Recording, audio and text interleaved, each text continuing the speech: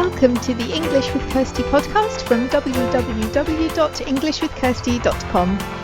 Here I'll be sharing with you tips, information and other learning resources so that you can improve your business English.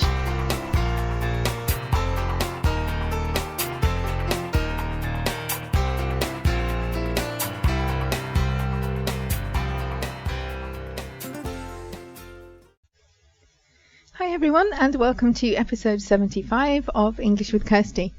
And today I'm going to answer a question that I've seen a few times online, and that is, why pay for language training when there's so much free training available? And first of all, I want to be clear that I don't think paid training is the right way to go for everybody. Sometimes people, particularly intermediate learners, just want to read a book in English or to chat with some people to improve their language skills. And it's not necessary to have one-to-one support.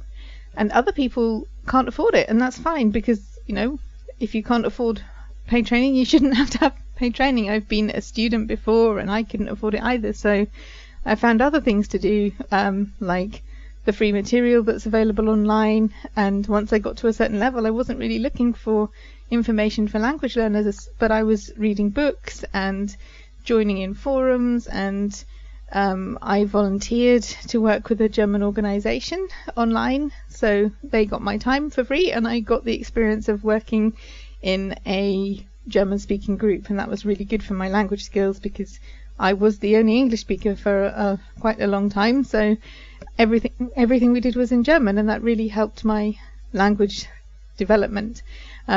And then as I got older and progressed in my career, I was able to afford language training, and I did have training in Turkish. I took paid lessons in Turkish for a while. I think it was 1-2 years, I'm not sure exactly, but anyway, I paid for training in Turkish.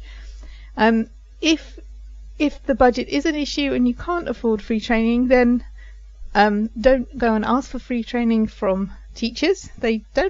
We're trying to earn a lesson as well, so we may put out free resources like podcasts or blogs or things like that, but most teachers don't give free one-to-one training because, you know, we're trying to run a language business as well, and we need to make money from that business in order to pay our bills, buy food, and do whatever else we need to do to support our families. But there is a lot of free information out there from teachers, and you know, the group or the podcast that we have, that kind of thing. So it's not that we don't want to support people, but one-to-one time is something that usually isn't free.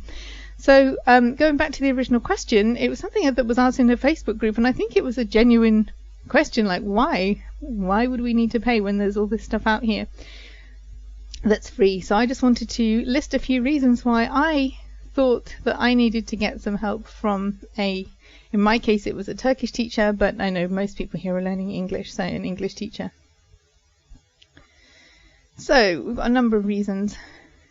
The first one is relevant materials, because sometimes the fact that there is so much information out there means it's really hard to find what will be good for you, what will be at the right level. I sometimes used to look for articles to read in my spare time, and sometimes I found things that looked okay at the beginning but were in a really difficult style to read, or too difficult for me at that current time. So if you have a teacher, then they can help you to find things that are interesting, hopefully, and relevant to you, your interests, and importantly your level, because if it's too easy you won't learn anything. If it's too hard you'll probably want to give up because it's too difficult. So sometimes the fact that there is so much material out there is part of the problem.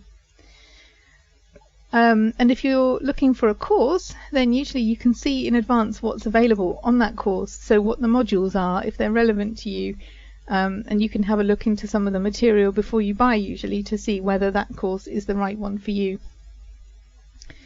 And sometimes the information that is available is out of date. I've seen some really awful articles and vocabulary lists for business English. It's things that nobody would ever say. Maybe they did 50 years ago, but they certainly don't now. And a teacher is able to sift through and say, no, don't use this because it's horribly out of date, or people would laugh at you if you said these things, as I'm sure happens if people are following the advice on these particular articles. Okay, another thing is quality, and this is true of language teachers and free material, to be honest. I've seen some really some teachers who probably shouldn't be teaching English because their own English is really not at a good level, and so saying that somebody is a teacher is not going to guarantee you quality. It's like anything. It's like any kind of service provider, that there are good and bad, and you have to find what suits you. But if it is a teacher with and you can see some kind of social proof, what people have written about that teacher, you can see the kind of material that they put out before you buy. For example, if they have a newsletter or something like that, you can get to know them a bit more. In terms of free material, anyone can put up a YouTube channel or a Facebook page or something like that, and that's great. Sometimes blogging in another language is a really good way to improve those skills, but if you're trying to teach others, then it is good to ensure that what you're teaching them is right, and there is less checking of that. I've seen some of my someone in a group posted a YouTube video which the idea behind it was good, but there were so many mistakes that it wasn't a good learning resource, because you'd be learning the mistakes as well, and who wants to do that? So quality, if you can find out a bit more about a teacher, then you can hopefully find one that's providing higher quality. Learning from mistakes. Sometimes you can only learn from a mistake if you know about the mistake. And so if you're learning on your own, people won't necessarily point out the mistakes or help you to get past them. Whereas if you're working with a teacher, they can help you to develop by pointing out the mistakes and then explaining why. Because there are so many language tests and activities, interactive activities out there, and they're great.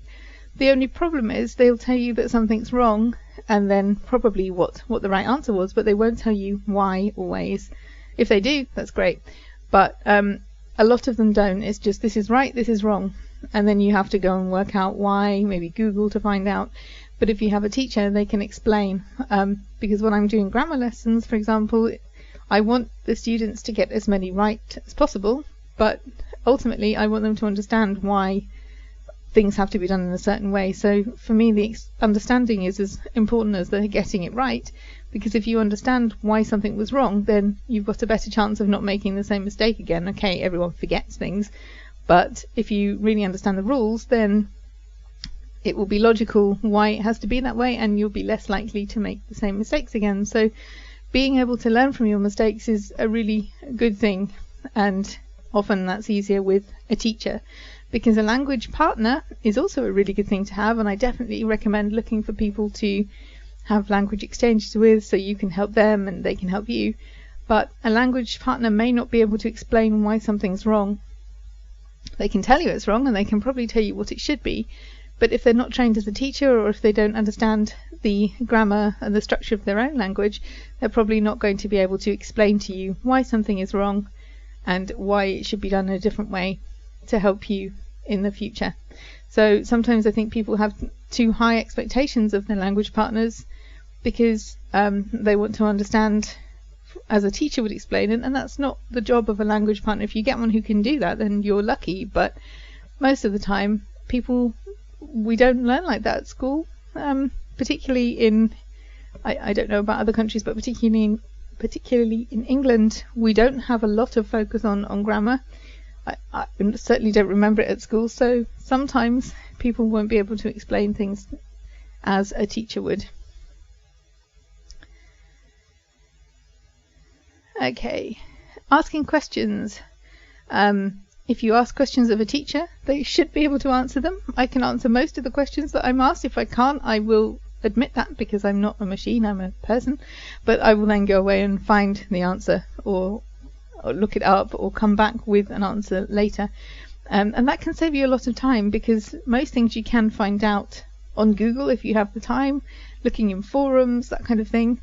But if all the forums are in the target language, that can sometimes take longer, and the whole process can take longer. So if you have a teacher, to some extent a language partner as well, but as I said, they may not be able to answer some of the language questions. If you have a teacher, they can either answer your questions or go away and find the answers to your questions.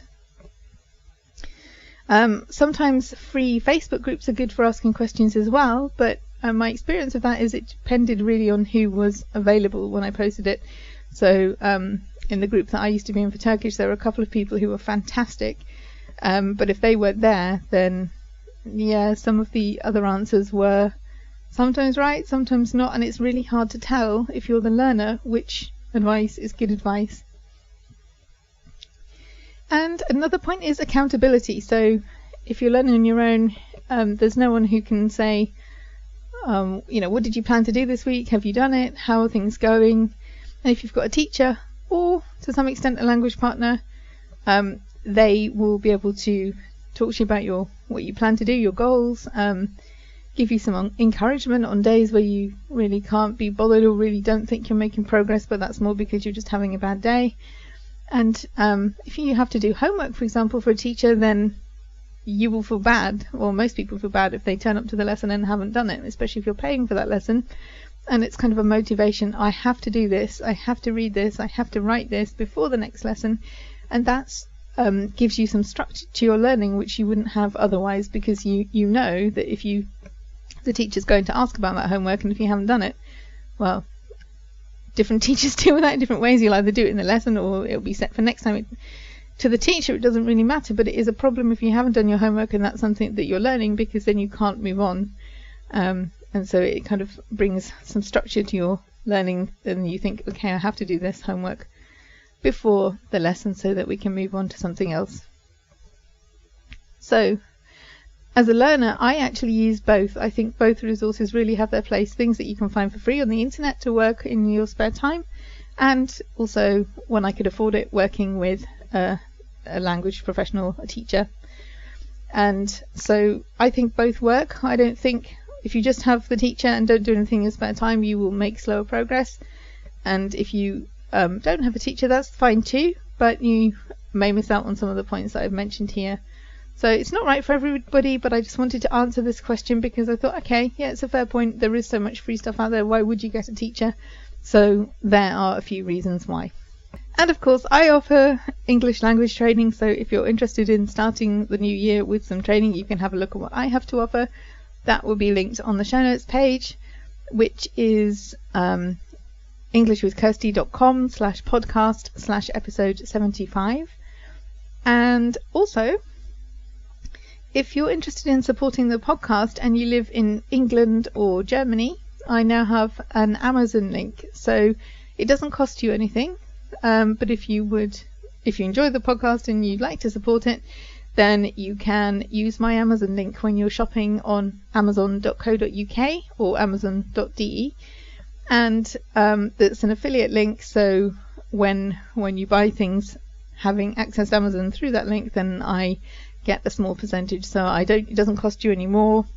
I don't see what individuals have been buying, but it's just a way, because I essentially brought that traffic to Amazon, then I am rewarded for it. So yeah, that only works for amazon.co.uk and amazon.de, but if you want to use my Amazon link to access Amazon, then go to the show notes page, englishwithkirsty.com/podcast/episode 75, and you'll find the link, both links there.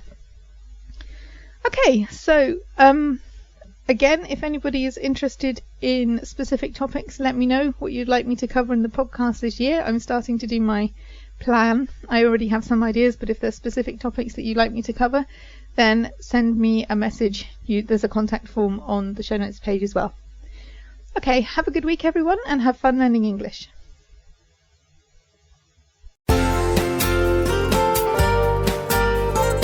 I hope you enjoyed this episode of the English with Kirsty podcast. If you have any questions or comments, my email address is kirsty@englishwithkirsty.com, or you can go to www.englishwithkirsty.com/podcast, where you'll find information about the individual episodes.